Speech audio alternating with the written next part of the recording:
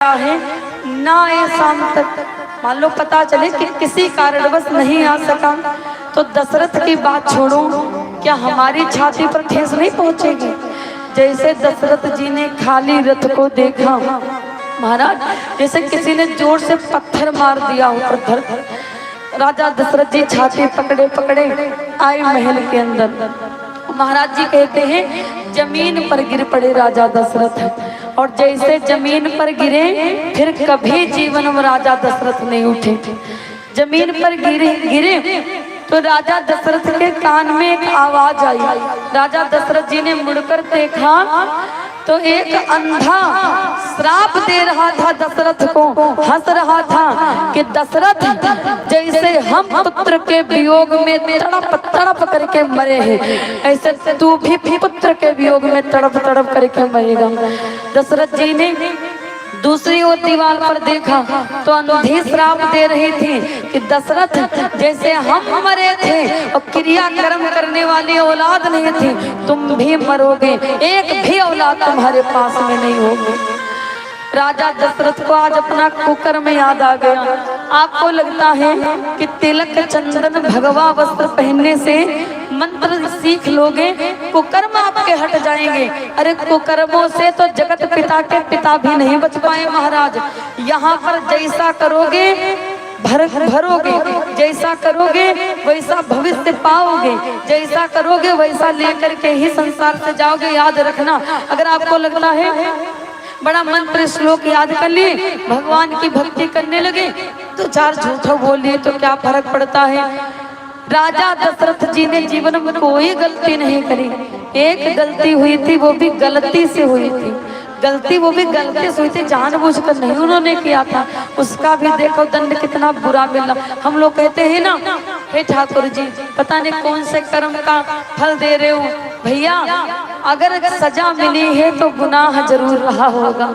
हमारे गोविंद कोई थाना पुलिस कोर्ट कचहरी के नहीं है कि 5,000 रुपया उन्होंने ज्यादा दे दिया, उनके पक्ष में बोलने लगे। हम गरीब थे तो हमारी नहीं सुनी गई। वो फैसला देर से करते हैं लेकिन फैसला बड़ा बढ़िया वाला करते हैं। ऐसा फैसला करते हैं फिर कोई कुकर्म करने के लायक दोबारा नहीं बचता है। राजा दशरथ को अंधा और अंधी देख करके कुकर्म याद आ गया अपना। राजा दशरथ जी ने रानियों को बुलाया, अपनी कौशल्या माता सुमित्रा को बोले यहाँ आओ हमारे पास बैठो, अब तुमको एक कथा सुनाए। रानी कौशल्या रोने लगी, महाराज मति बोरा गई है, पुत्र के वियोग में क्या बक रहे हो, कौन सी कथा सुनाओगे? तो दशरथ जी ने कहा कि जो मेरी दशा देख रही हो इसी की तुम्हें कथा सुनाऊंगा।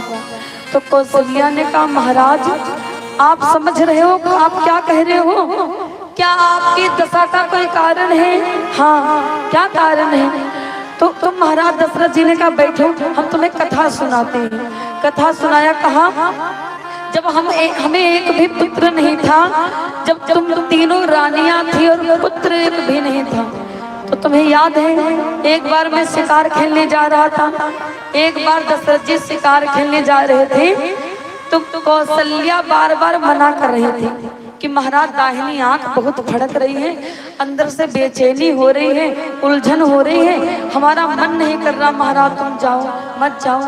अगर पत्नी बार बार कह रही है कि हमारा मन नहीं कर रहा है, अंदर से इच्छा नहीं हो रही है महाराज, अच्छा नहीं लग रहा तो ना जाया करूँ, बार बार मना कर रहे थे कि मुझे अच्छा नहीं लग रहा है, पता नहीं क्यों ऐसा लग रहा जैसे कोई अनहोनी होने वाली है। महाराज ऐसे ठंड के मौसम में पसीना आ रहा है, महाराज घबराहट हो रही, मत जाओ, जाना नहीं शिकार खेलने।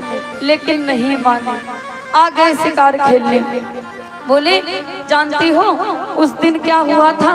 श्रवण कुमार की कथा सुनाने लगी। हम सब श्रवण कुमार की कथा जानते हैं, सुने हैं कि दशरथ जी के द्वारा तीर मारा गया और श्रवण कुमार की मृत्यु हो गई। ये श्रवण कुमार जानते हो कैसे जन्मे थे?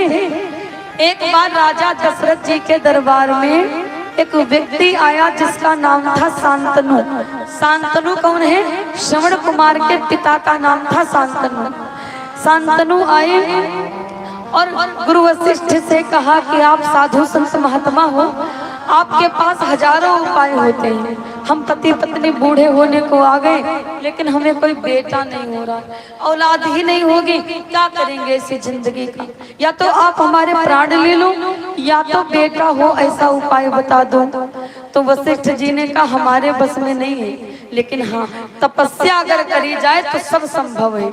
आप दोनों पति पत्नी जाओ और तपस्या करो ब्रह्मा जी की। ब्रह्मा जी जब प्रकट हो तो उनसे इस बात को कह दीजिएगा। शांतनु की पत्नी दोनों ने तपस्या करी ब्रह्मा जी की, और जब ब्रह्मा जी प्रकट हुए तो ब्रह्मा जी से कहा हमें कुछ नहीं चाहिए, धन वैभव सुख संपदा समृद्धि कुछ नहीं चाहिए, हमें बस एक लाल दे दो, एक बेटा दे दो। तो ब्रह्मा जी ने कहा कि महाराज, आपके योग में बेटा होना लिखा ही नहीं है, और जो लिखा ही नहीं वो ब्रह्मा भी नहीं दे सकते। आपके भाग्य में बेटे का सुख नहीं लिखा है। अब ये दोनों जिद पर अड़ गए कि तपस्या करी, बुढ़ापा भी आ गया, तब भी बेटा नहीं पाएंगे, क्या करेंगे घर जाकर? क्या अर्थ है ऐसी जिंदगी का?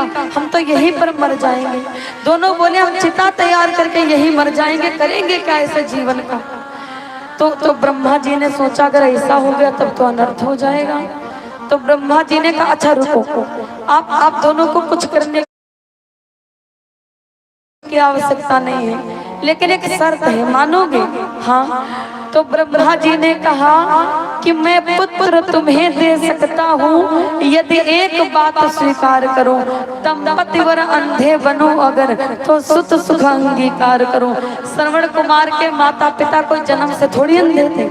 कहा आपके योग में लिखा है कि आंखों से पुत्र नहीं देखोगे, तो अगर दंपति मतलब पति पत्नी दोनों अंधे बन जाओ तो पुत्र मिल जाएगा। हाय औलाद कैसी चीज होती महाराज, देखो औलाद जितनी बैठी है यहाँ पर, सबसे निवेदन है माता पिता की जली कटी भी सुन लिया करो। ये माता पिता हमारे लिए कुछ भी कर जाते हैं।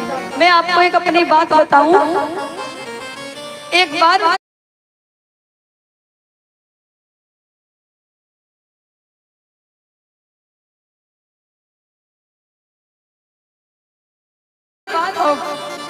हरदोई जिला में कार्यक्रम